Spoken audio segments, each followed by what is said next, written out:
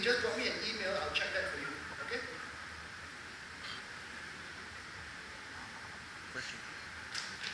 Okay. Thank you. I'm in good company here. ICHAR is going to change, I believe. So we'll end from there. Okay, thank you so much, Omar, for this question. As you can see, violence against women and violence against children will be almost a permanent feature of the work of ACWC. We're taking one at a time. We're just 6 years. And as I mentioned, we have not addressed many of those issues that you have raised here. We're taking, for instance, gender, peace, and security as our next workshop. But before that, I should mention that the Declaration on Violence Against Women includes women in conflict situations. Also in the Regional Plan of Action, we have mentioned that. So it's there, and we can use those phrases that refer to this specific problem as an initial stepping point, to take action on these issues. Also, I'd like to say that this has been raised in Geneva just recently on the CEDAW review of Myanmar. GR 30 does a very specific analysis of gender in women, sexual violence of women in conflict situations. As to whether this workshop will yield to something else, normally a workshop is a platform for us to generate ideas, to share experiences, and to assemble those facts and figures into a book. I think the question of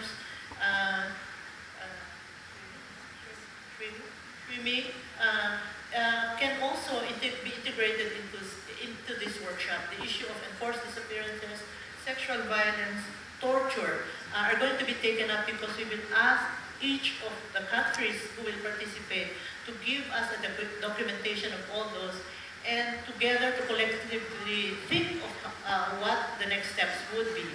The first issue, I think, is the visibility of these issues. I know that CFOs have done a lot of things, but to put it at the level of the governmental regional body will have some added value in terms of taking this up at an official level.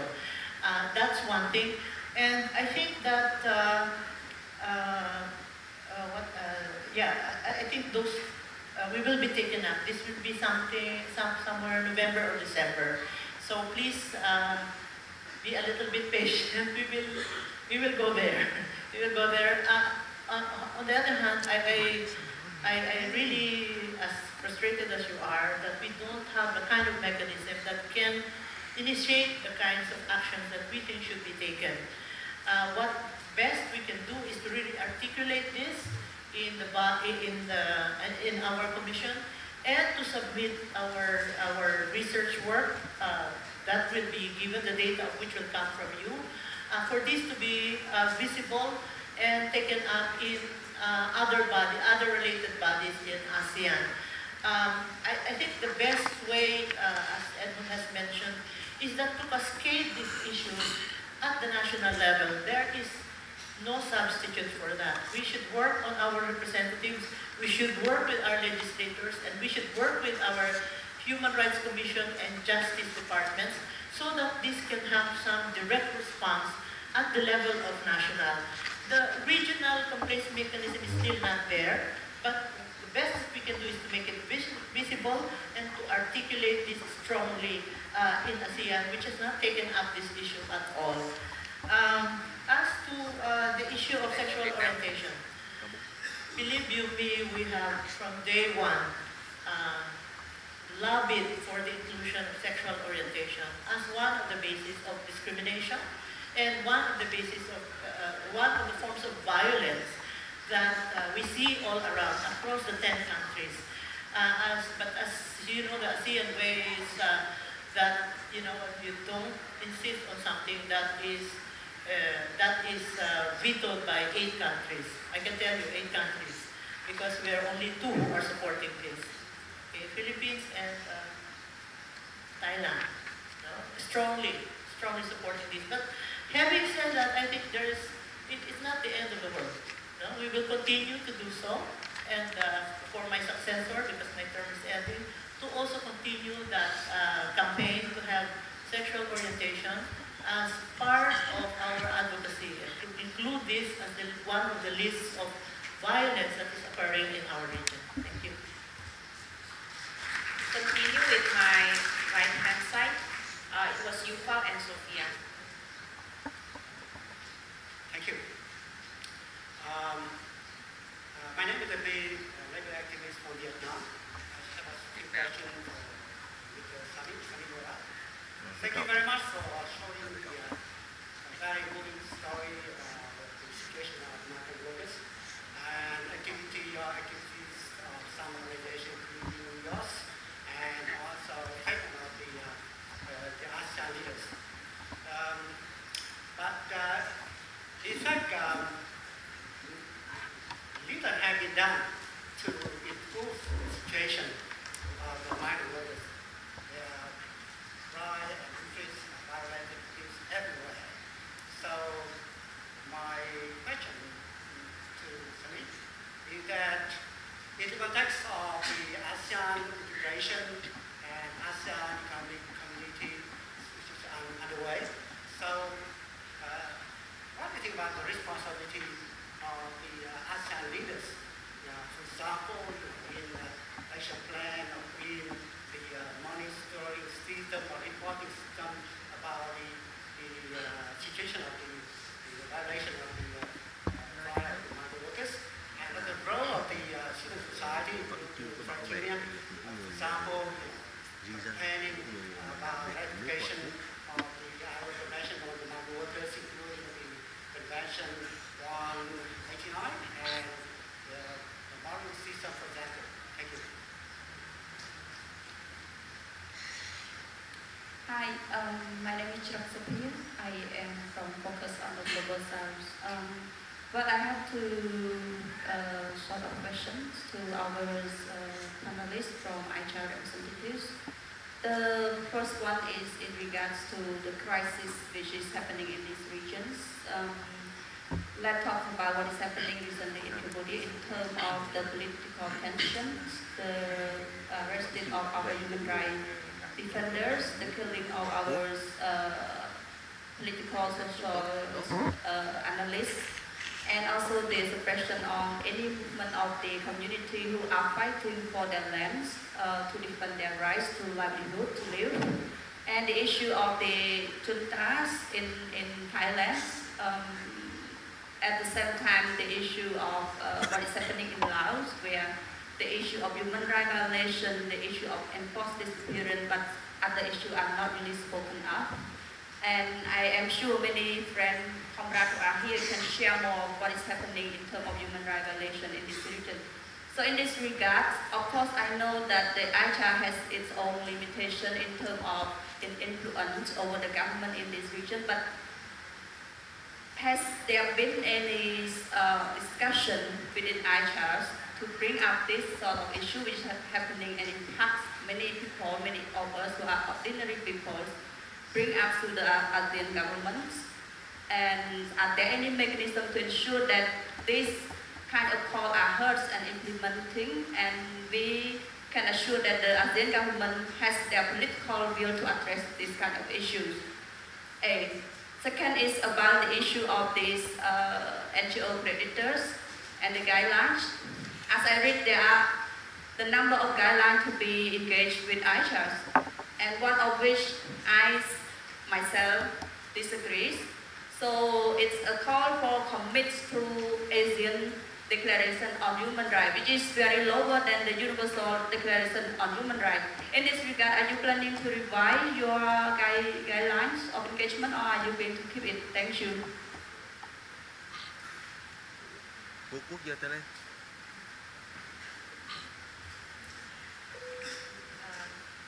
Can I? Thôi cái bà Việt Nam đừng có cho bà nói. My name is Yuval, and I'm from Amnesty International. I'm really sorry to take some of your time on something that was said in the previous session, but very briefly. and with all due respect, I think that universality must not be confused with imposition. I think that an oversimplified, ignorant approach must not be confused with honesty. And I would rather have a hesitant and diplomatic person who believes in human rights than a straight-talking racist who openly advocates human rights violations. Now, going back to this session, the ASEAN Human Rights Declaration was mentioned, and perhaps the only thing worse than AICHA did than its total lack of action on protecting human rights, which is, by the way, in its mandate, is the one thing that it did do, which is draft this declaration. Just to remind people, all the human rights under this declaration, the enjoyment of each and every one of them is subjected to balancing the rights with the performance of duties. It's subjected to national and regional context, including history, culture, and religion. And all of the rights are subjected to restrictions on a wide array of grounds, including security and public morality. So if we're talking about torture, if we're talking about slavery, if we're talking about discrimination, if we're talking about LGBT, every single member state can say regarding every single one of those that it is not respecting or protecting them because that's not in its culture, or that it's torturing people because that's under security considerations, etc. This is a really bad document, and I would urge AICHA to the extent that it wants to actually go forward and protect human rights, to stay away from that. Now, the idea of a parallel website is an extremely interesting one, and we should consider it, but we should also remember that it's AICHA's duty to protect. It's in its mandate. It's not the CSOs who have to change. We're doing our best all the time. We're going through every venue all the time. But yes, I think we should be open to the suggestions made by Edwin. And I wish him very well in this very tricky way. Thank you. Thank you.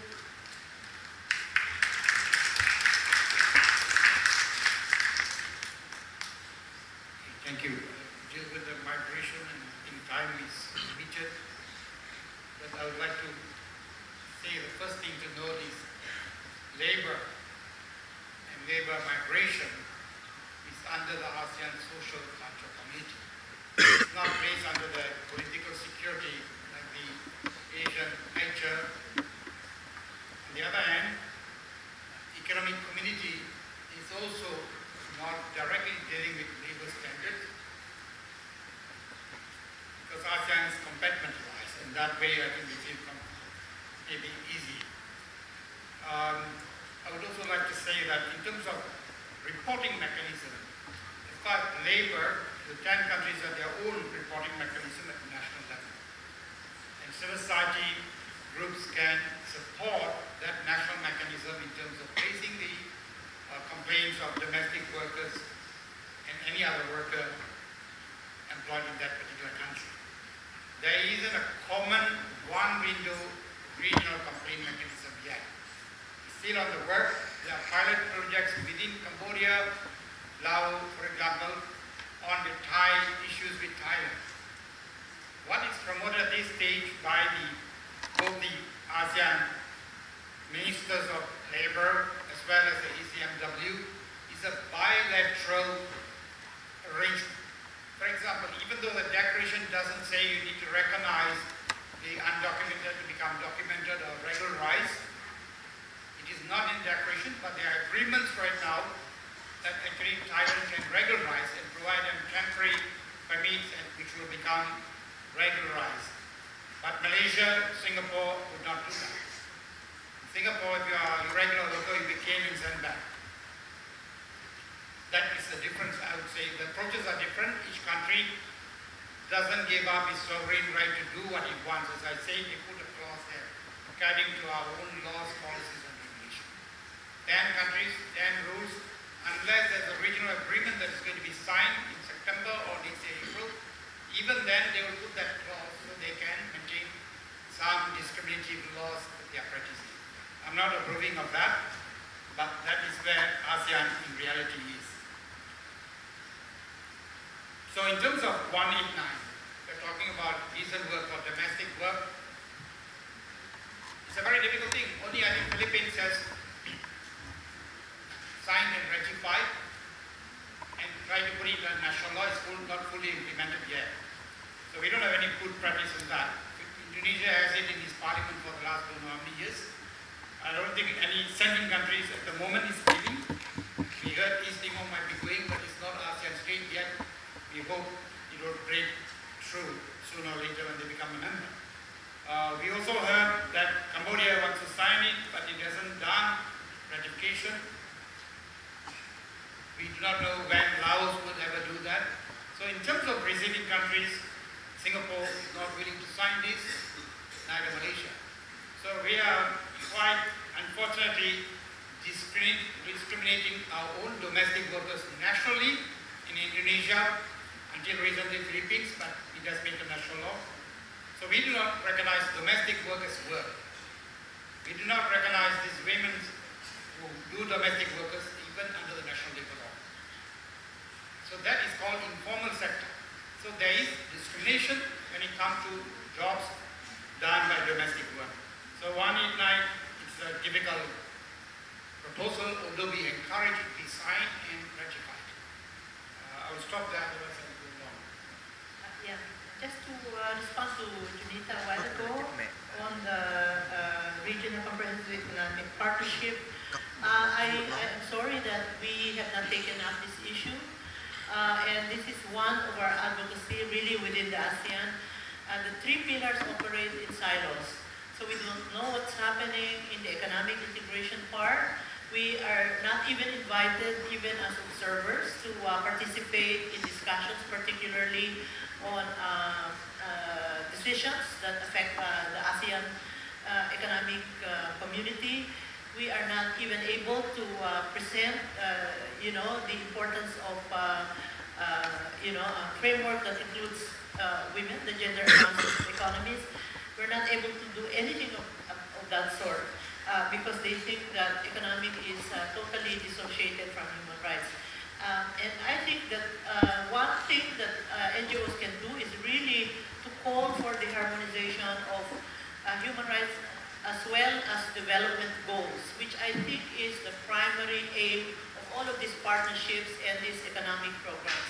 It cannot be that we have development goals that do not respect labor standards, for instance, because labor standards is the expression of human rights in the labor sector. So I think that we must insist that some kind of what they call this convergence point between and among the three pillars must be generated in the 50th anniversary of ASEAN. And I think that the Philippines, through our NGOs here, GAS, you're listening, that we should insist on a mechanism, a new mechanism within ASEAN that the Philippines could lobby for, that puts together all these three pillars and looks at the different goals that must harmonize, among them being human rights and development goals. Thank you. Yeah, can I respond to the Global South just now? It's the same answer I gave on the complaints. So far, because of what has happened before, we don't discuss cases, and I don't think that those cases have come up before us anyway. The second issue about the guidelines is that, as I've said, the guidelines do not appear to have any objective criteria. It now appears that if you give the documents and you abide by the ASEAN Charter and the Declaration and you follow those principles, or you say you do that, and you are doing regional work as well, then you would be included as part of the accreditation positiveness, so to speak. But there's 3 countries that have a screening panel. We have 3 countries on the screening panel, which are Singapore, Indonesia, and Denmark. So if the screening panel says yes, then we will accept it. If not, then there will be a further evaluation of that. I don't think that today is a forum to raise the issue as to whether the declaration is a watered down one or not. I think there's a host of critique about it, and I've seen it. I take the position very clearly that I'm in a position where I need to work with it. And if I can be pragmatic about it and move ahead with the things which are available for me, then I will move ahead. But all I will say is this: we will be responding to the critique on the ASEAN Human Rights Declaration as to the interpretation of those general principles 6, 7, and 8, and in how we interpret it. There are both sides of the argument. So today is not going to be a debate as to whether we will referee it, but I take AI's position, ICJ's position as a watered down declaration. And perhaps that is why a general comment may be necessary to explain that the general principles 6, 7, and 8 cannot apply to non-derogable rights, for example. If you look at the rest of if you look at the African Charter on Human Rights as well, it repeats a lot of the things that are in the ASEAN Declaration. And how we talk about peace, community, responsibility, they are all in the African Charter as well, in the African Declaration. So we will have that discussion a bit later on, but in Malaysia we are going to issue some sort of clarification on that and how we can use the declaration moving forward. Because if you want to talk about ASEAN process, you have that document. If you want to change a document, you're going to take 20 years, 30 years. Do you want to be pragmatic about it or not? That, I have very limited time here. ICHA is going to be here for longest time. I will have to use whatever resources I can in a positive way to advance human rights. So I take that position. Thank you. Okay, so thank you for all the 3 panelists. And I think it's a very huge discussion for just to be finalized, concluded within less than 2 hours. But one thing that I would like to share with us all over here is to have commissioners which believe and have views on human rights are important. So we are very fortunate today that we have 2 of them who works within the ASEAN bodies on human rights, and also Sami who works from inside as civil society. And we hope more ASEAN member states will allow more friendly people on human rights to work inside the body in order to really move ASEAN to protect and promote human rights. But before we end for lunch, I would like to ask to give applause for the 3 panelists for their contribution to the conference.